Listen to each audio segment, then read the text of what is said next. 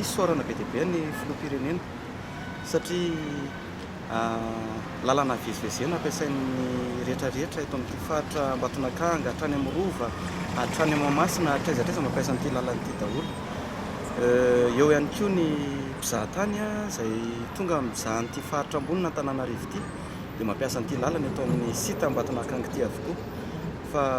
tombony be ho an'ny vahoaka tsotra zany, tombony be ihany koa ho an'ny mpandrarahara toe-karena ny fahavitan'ny lalana toy izao. Manaraka izany moa ity lalana ity koa dia manana ny tantarany manokana satria eto manoloana ny tranovaton'ny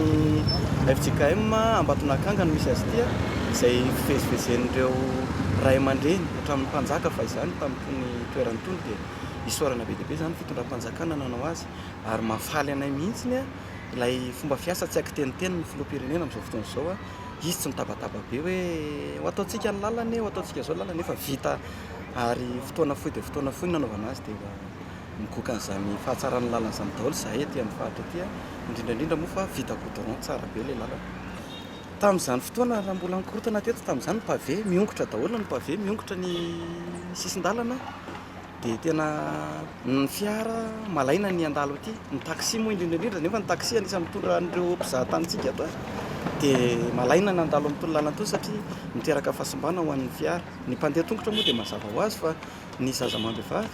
raha manao talon hiditra ato amin'ity fiangonana ity dia tsy maintsy esorina ve ny talon nefa ety amin'izao tanàna